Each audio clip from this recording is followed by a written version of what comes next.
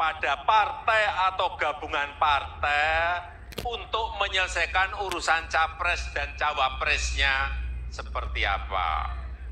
Kemudian dari yang disampaikan oleh tadi Pak Panel Barus, saya akan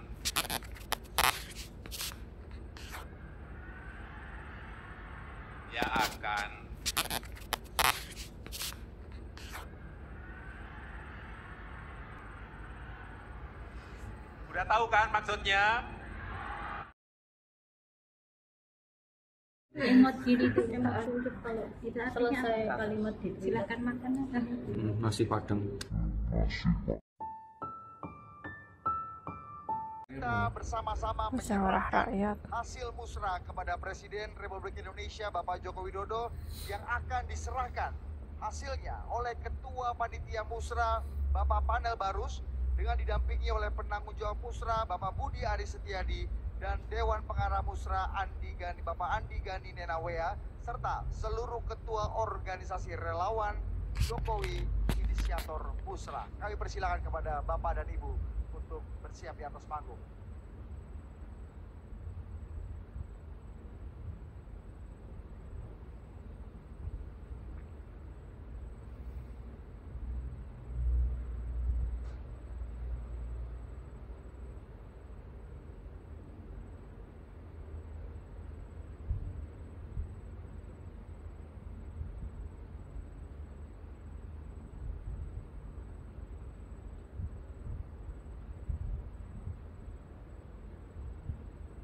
Dan selanjutnya mohon berkenan Bapak Presiden Republik Indonesia Bapak Joko Widodo untuk bisa ke atas panggung menerima hasil musrah.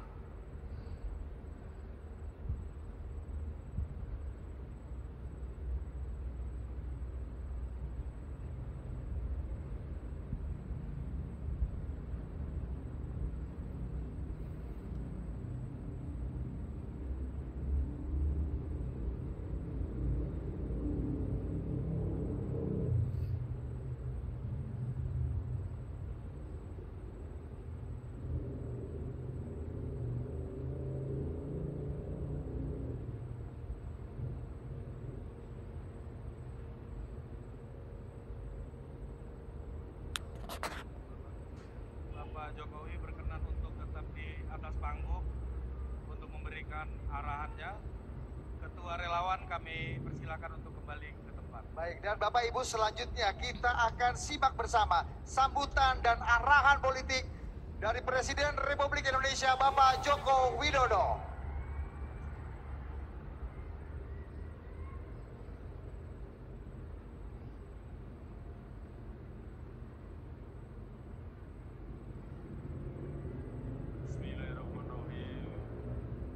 Assalamualaikum warahmatullahi wabarakatuh.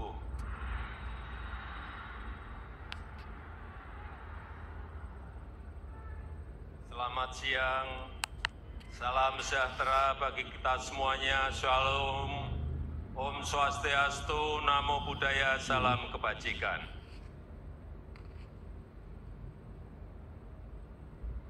Yang saya hormati Ketua Bantinpres beserta seluruh anggota dan pimpinan Bantinpres yang hadir di sini Bapak Wiranto, Bapak Sidarto, Ibu Putri. Yang saya hormati Ketua dan seluruh jajaran pengurus dari organ-organ relawan yang hadir pada siang hari ini, selamat siang.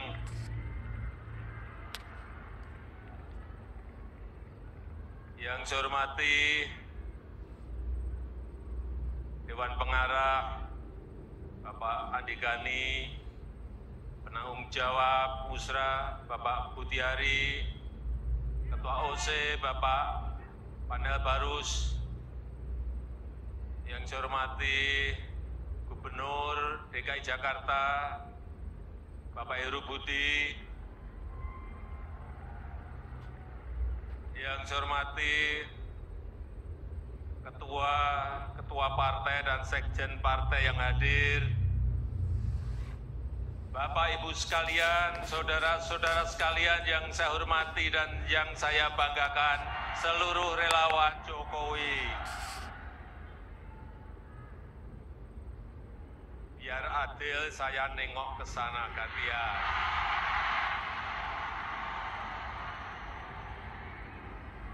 Selamat siang. Selamat siang semuanya.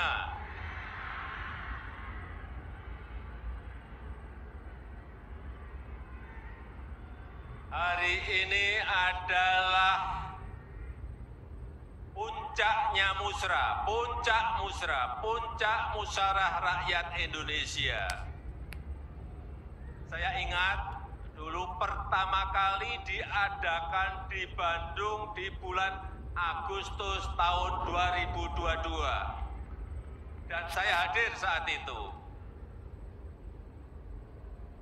Dan saya tahu motivasi apa diadakannya musrah ini. Karena sudah dilakukan 29 kali di lokasi provinsi-provinsi yang berbeda dan bahkan sekali di Hong Kong.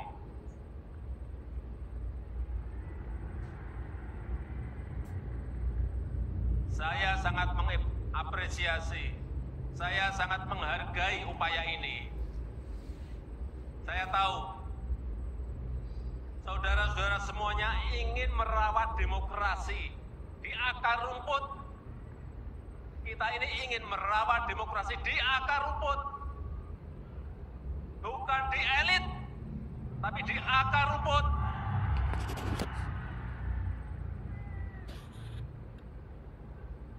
Saya tahu saudara-saudara semuanya ingin menyerap aspirasi rakyat, benar. Siapa sih yang diinginkan rakyat? Jangan sampai keliru.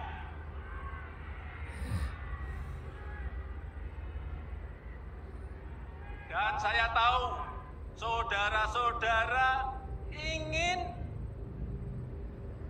mencari, ingin menemukan capres dan cawapres yang benar dan tepat.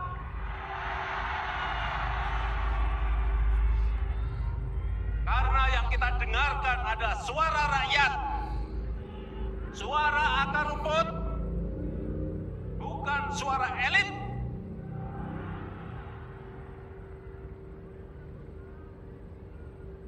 Kenapa ini dilakukan? Kenapa musrah ini dilakukan? Karena kita semuanya cinta negara ini. Karena kita semuanya cinta bangsa ini.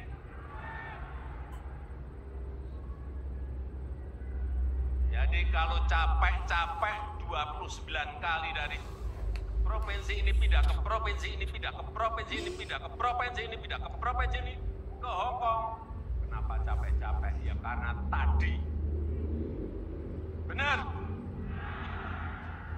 Oleh sebab itu sekali lagi saya sangat menghargai, saya sangat mengapresiasi kegiatan musrah yang dilakukan oleh para relawan Jokowi ini. Saya kembali menengok ke sana.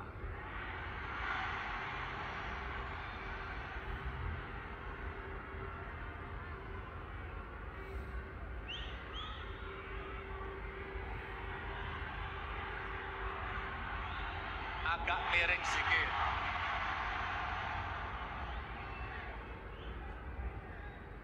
Bapak, Ibu, dan saudara-saudara sekalian yang saya hormati, negara ini adalah negara besar.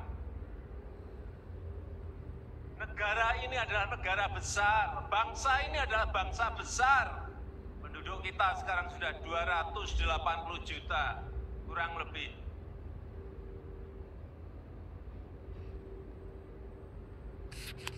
Ini negara besar, ini bangsa besar. Dan rakyat kita, rakyat Indonesia butuh pemimpin yang tepat, butuh pemimpin yang benar, yang dekat dengan rakyat.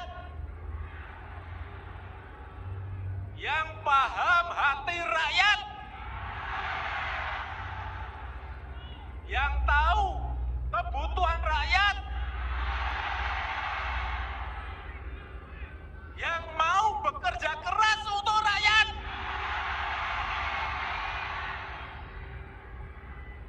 Itu yang dibutuhkan. Dan pemberani, yang berani, pemberani demi rakyat.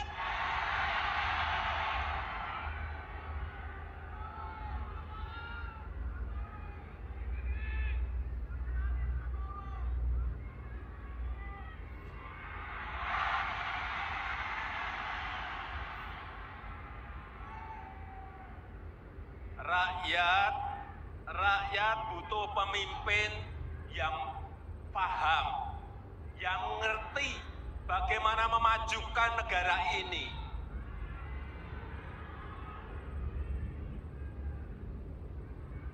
Karena pemimpin itu harus paham dan tahu potensi serta kekuatan negara ini, kekuatan bangsa ini apa. Dia harus ngerti, dia harus tahu.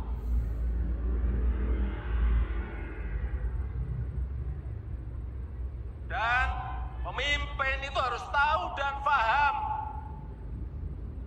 bagaimana memajukan negara ini, dari sisi mana. Dan mampu memanfaatkan peluang yang ada. Bukan rutinitas, bukan rutinitas. Bukan hanya duduk di istana dan rutinitas. Bukan hanya duduk di istana dan tanda tangan, bukan itu. Dia harus tahu bagaimana membangun sebuah strategi negara, strategi ekonomi, strategi politiknya harus ada semuanya. Karena kita berhadapan dengan negara-negara lain, karena kita bersaing dengan negara-negara lain, kita berkompetisi dengan negara-negara lain.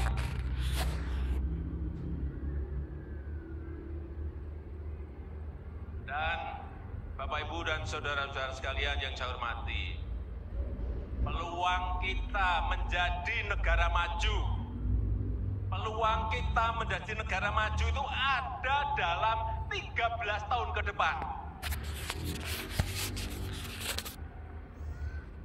Ini disampaikan oleh para pakar dalam negeri maupun luar. Kesempatan kita itu hanya ada di 13 tahun ke depan ini. Karena bonus demografi kita akan muncul di tahun 30-an. Dan dalam sejarah peradaban negara-negara yang saya lihat, memang kesempatannya hanya sekali. Kesempatannya hanya sekali dalam sejarah sebuah peradaban bangsa.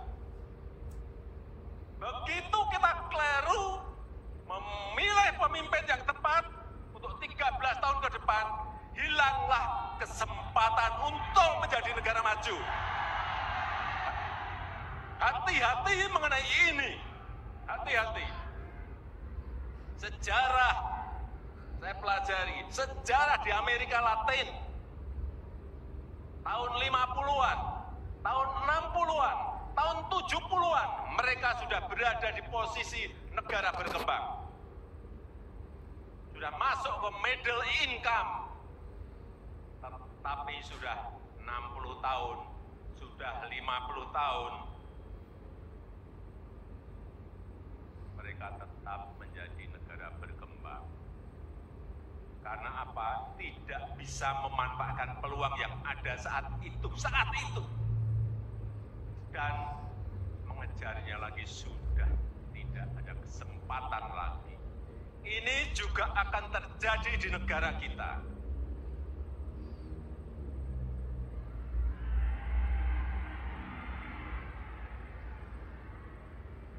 Begitu kita tidak bisa memanfaatkan waktu 13 tahun ini, ada yang namanya bonus demografi, dan kita tidak bisa memanfaatkan.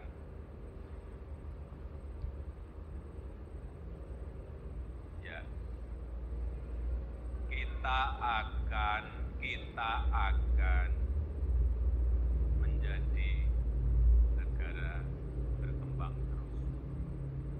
kesempatan itu tidak akan muncul dua kali dalam sejarah sebuah peradaban negara. Oleh sebab itu, sekali lagi,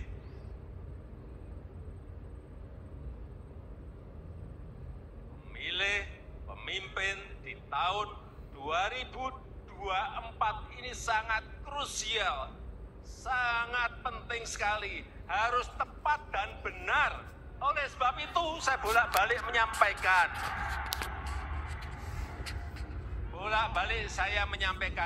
jangan gerusa-gerusu, jangan tergesa-gesa, karena begitu keliru, kita tidak bisa minta kembali lagi. Nggak bisa. Sekali lagi, dan sekarang kita tahu keadaan dunia, ketidakpastian global, sampai diperkirakan sampai 5-10 tahun yang akan datang itu akan masih terjadi. Sehingga sekali lagi, nahkodanya itu harus nahkoda yang pemberani, berani mengambil risiko untuk kepentingan negara ini, untuk kepentingan bangsa ini.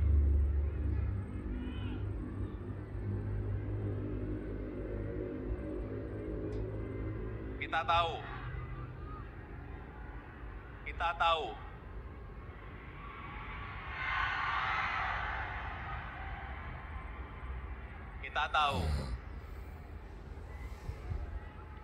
tahu Indonesia, negara kita ini memiliki sumber daya alam yang sangat melimpah, sangat besar. Bukan hanya urusan tambang, bukan hanya bahan-bahan mineral, tambang, bukan.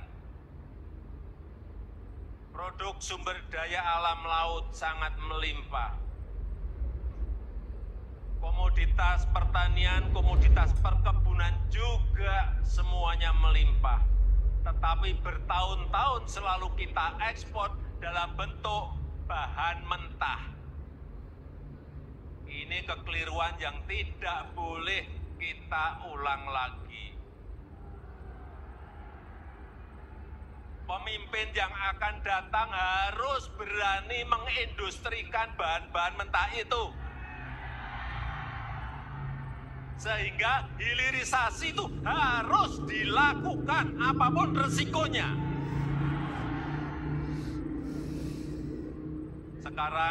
Sekarang kita baru digugat oleh Uni Eropa. Baru satu urusan saja. Nikel digugat. Padahal bahan mineral kita, bahan tambang kita bukan hanya nikel, ada tembaga, ada timah, ada batu bara, ada boksit. Apakah kita mau berhenti karena digugat Uni Eropa? Kalau pemimpinnya tidak berani, pasti mundur minta ampun. Digugat mundur langsung minta ampun. Nah itu jangan bermimpi negara ini menjadi negara maju. Itu baru bahan satu saja. Belum nanti sumber daya alam laut, belum nanti komoditas perkebunan, belum nanti komoditas perkebunan juga bukan juga hanya satu, bukan hanya kelapa sawit, ada kopi, ada kakao, ada banyak minyak atsiri, banyak sekali yang masih bisa menjadi sebuah potensi dan kekuatan kita. Dan yang kita harapkan adalah semua nilai tambah itu ada di dalam negeri. Kalau bangsa kita, kalau kita belum bisa mengolah sendiri, mengindustrikan belum bisa, ya cari partner dari luar, nggak apa-apa. Negara itu yang paling penting, negara itu bisa mendapat pajak dari situ. Negara bisa mendapatkan PPH, mendapatkan PPN dari ekspor, biaya ekspor, dari PNBP penerimaan negara bukan pajak, bisa mendapatkan dari situ. Kalau mentahan kita hanya dapat apa? Dan yang paling penting satu, bisa membuka lapangan kerja yang seluas-luasnya untuk negara ini. Tapi kalau digugat nggak berani. Kalau digugat melempem. Ya nggak akan sampai kita menjadi negara maju. Jangan sekali lagi, saya akan titip pada pemimpin berikut. Jangan takut digugat oleh negara manapun.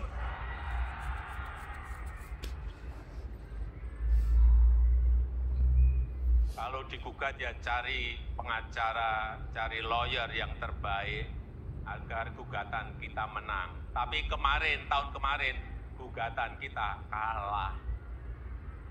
Kalah pun juga saya sampaikan kepada para menteri, tidak boleh mundur. Naik banding, saya minta naik banding, udah naik banding. Sambil industrinya diselesaikan. Begitu nanti gugakannya rampung, industrinya udah rampung. Artinya sudah bisa mengolah bahan mentah menjadi bahan jadi. Itu yang namanya strategi negara ya seperti itu, bukan rutinitas. Belok lagi.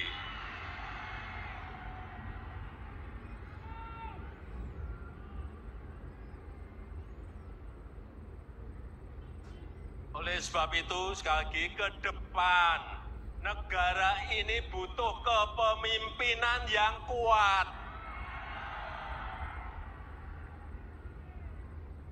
Oleh sebab itu, ke depan negara ini butuh kepemimpinan yang kuat. Dan mampu menghadapi ketidakpastian dunia, mampu menghadapi ketidakpastian global. Setuju? Kita butuh kepemimpinan yang kuat, setuju? Itu yang baru saya usahakan. Oleh sebab itu, kepemimpinan yang kuat itu dibutuhkan. Yang memiliki komitmen yang kuat untuk anti korupsi. Yang memiliki komitmen yang kuat untuk merawat demokrasi. Penting. Jangan nanti ada yang mau musrah dilarang.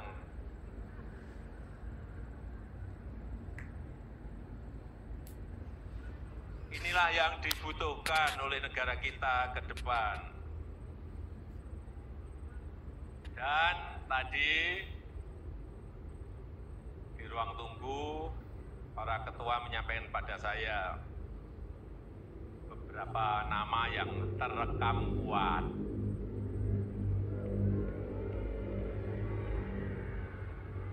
Saya sudah mendengar, tapi saya ingin resmi, tadi yang disampaikan oleh Pak Panel Barus itu resmi.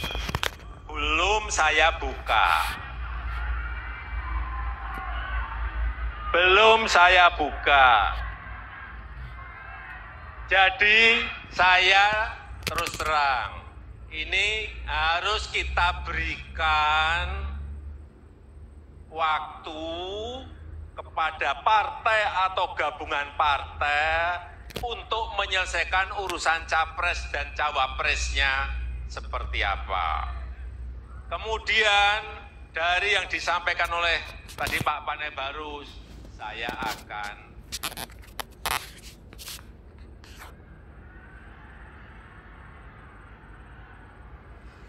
udah tahu kan maksudnya?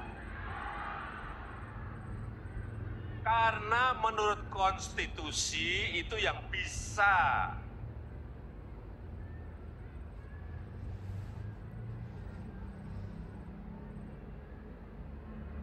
yang bisa mencalonkan itu adalah partai atau gabungan partai. Betul. Sehingga itu bagian saya untuk memberikan bisikan kuat kepada partai-partai yang sekarang ini juga koalisinya belum selesai. Jadi kalau saya ngomong sekarang untuk apa? Itu yang namanya strategi, ya itu.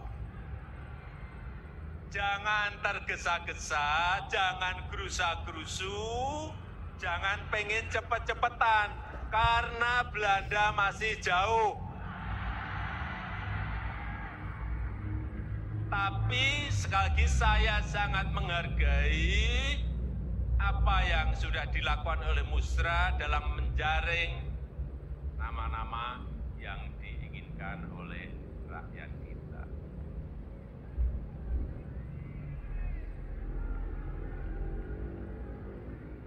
Terakhir,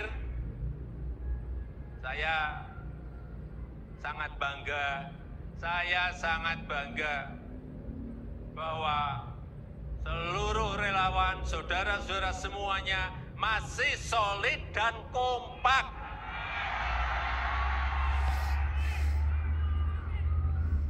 Ini penting. Ini penting, karena kalau kita nggak solid dan kompak, kita ini akan dilecehkan, tahu?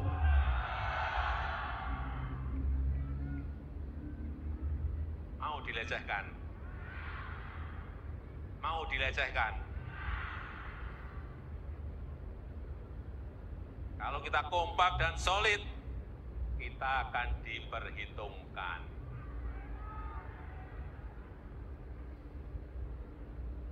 Setuju? Setuju?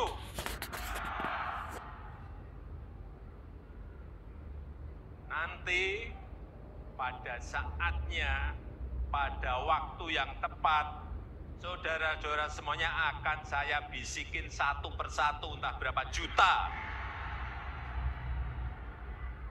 Bisikin satu-satu nanti. Ya, saya rasa itu yang ingin saya sampaikan.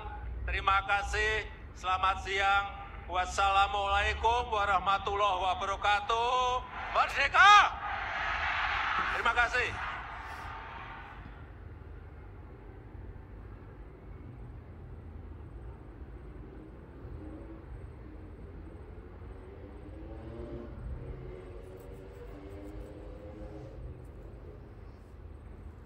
Luar biasa, berikan tepuk tangan sekali lagi yang meriah untuk Presiden Republik Indonesia Bapak Jokowi.